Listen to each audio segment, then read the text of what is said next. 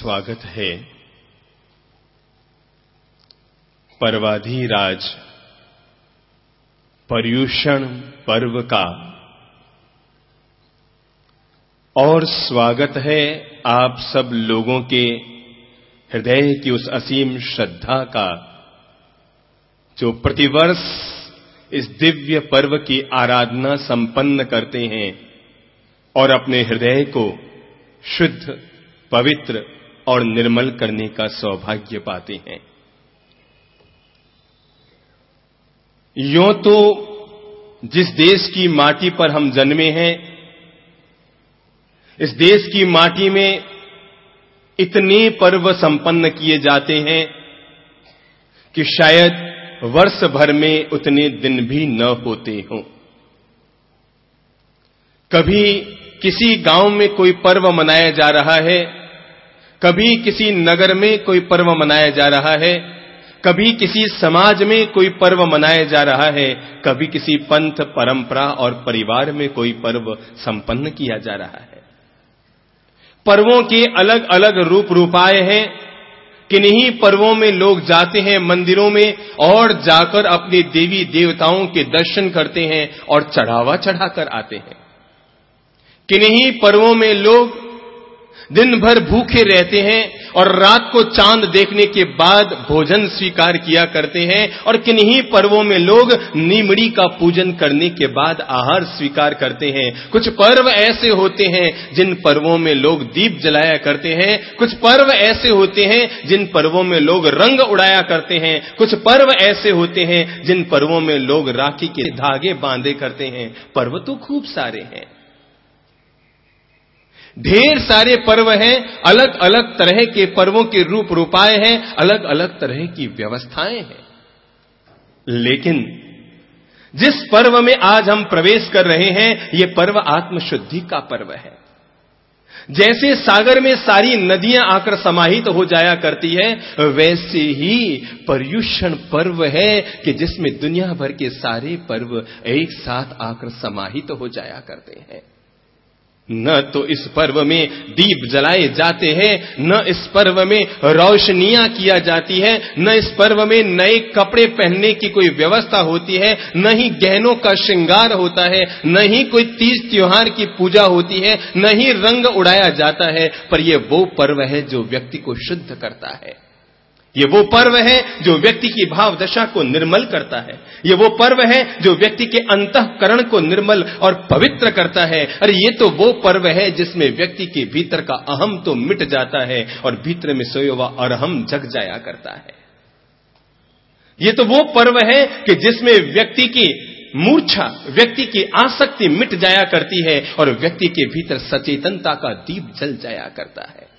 ये तो वो पर्व है कि जिस पर्व में व्यक्ति के मन में पलने वाला प्रतिशोध, व्यक्ति के मन में पलने वाली वैर विरोध की गांठें, व्यक्ति के मन में पलने वाला एक दूसरे के प्रति मिथ्या दंभ, या फिर व्यक्ति के भीतर पलने वाली कटुता, या अपने किसी व्यवहार से अगर दूसरे को पहुंचाई गई ठेस, इन सब से मुक्त होने का पर्व है। ये पर्व कषाय को मिटाता है और प्रेम को जगाता है। ये पर्व क्रूरता को हटाता है और करुणा के दीप जलाता है।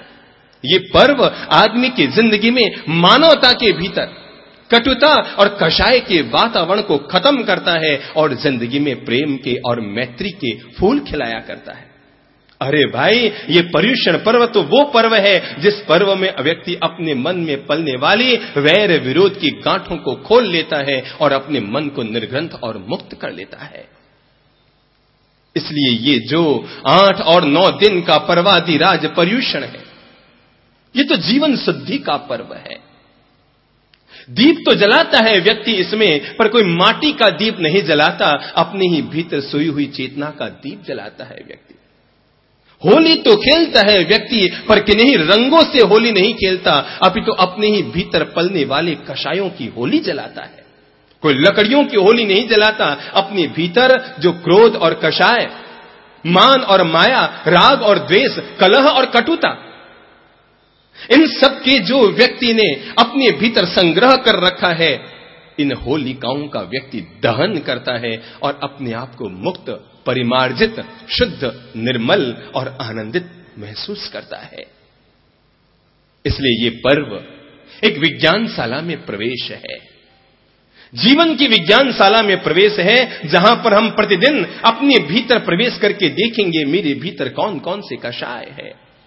देखो भाई, दोष किसी से भी हो सकता है, दुनिया में कोई भी पूर्ण नहीं है। संत है तो संत से दोष हो सकता है, और गृहस्थ है तो गृहस्थ से भी दोष हो सकता है। कोई गुरु है तो गुरु से भी कोई दोष हो सकता है, और कोई शिष्य है तो शिष्य से भी कोई दोष हो सकता है। दुनिया में निर्दोष भला कौन रह पाया है? और तो और भगवत पुरुषों के जीवन में भी कहीं न कहीं से कोई दोष की चेतना, कहीं न कहीं कोई दोष का आवरण उनकी चेतना पर आ जाता है, और जीवन में किसी प्रकार का दोष उनसे संभावित है। दोष होना ये हर किसी व्यक्ति के जीवन में संभावित है, लेकिन ये पर्युषण पर्व के वो पर्व है जहां पर व्यक्ति उठाता है साबुन। साल भर तक व्यक्ति साबुने घिसता रहा, कभी लक्स, कभी पियर्स, कभी रेक्सोना, कभी डव।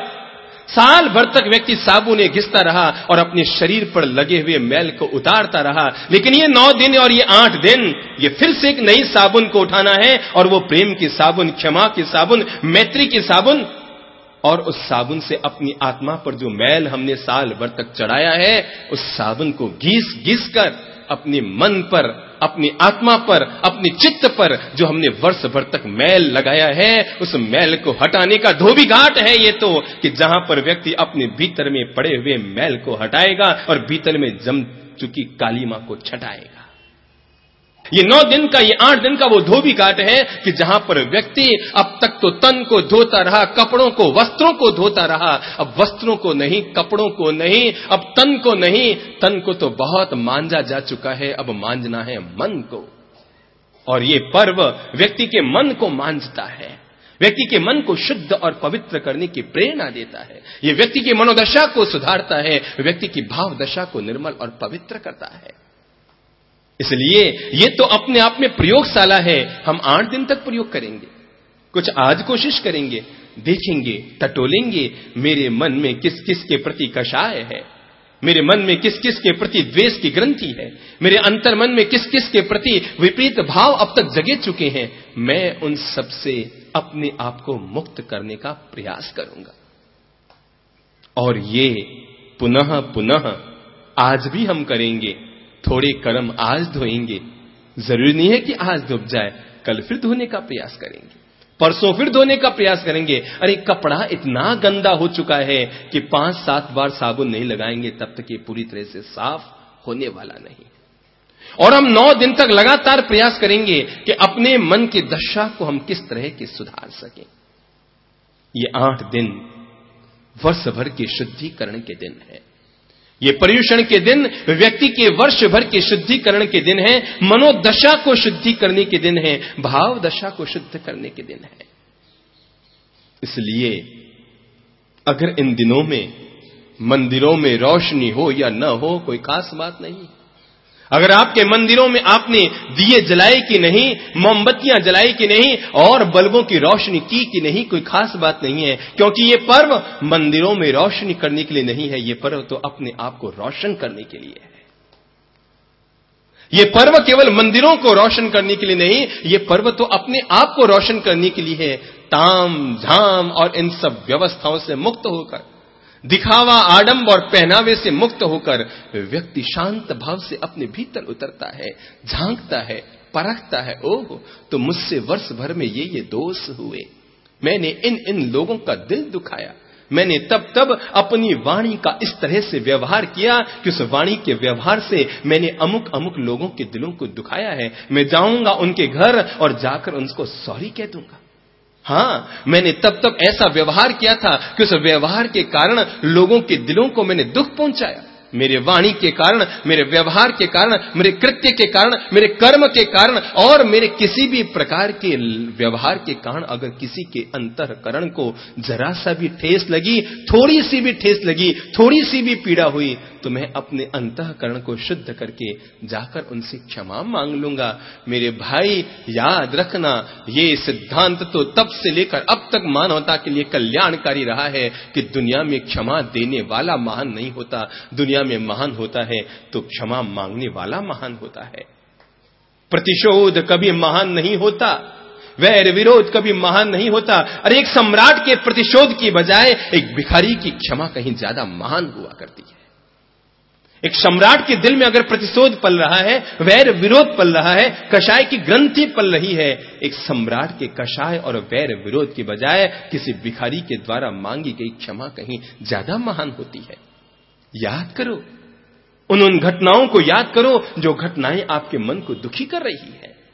आपने यों ही किसी का अपमान कर दिया, आपने गुस्से में आकर किसी को दो कटु शब्द कह दिए, आपने लोभ में आकर किसी के प्रति गलत व्यवहार कर दिया, आपने माया में आकर किसी का अपमान कर दिया, आपने मान और अहंकार में भरकर किसी के दिल को दुखी किया और किसी का समाज में अपमान करने का प्रयास किया।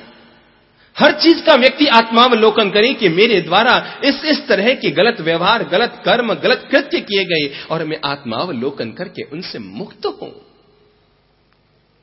देखो भाई, अगर आपने किसी के प्रति गलती की है, याद रखना, जब तक आप उस गलती को नहीं सुधार लेते, अपनी भूल के लिए माफी नहीं मांग लेते, भले ही आप अहंकार के पुतले बनकर रह जाएं, पर याद रखना आप अपने आप को कभी शांत महसूस नहीं कर पाएंगे।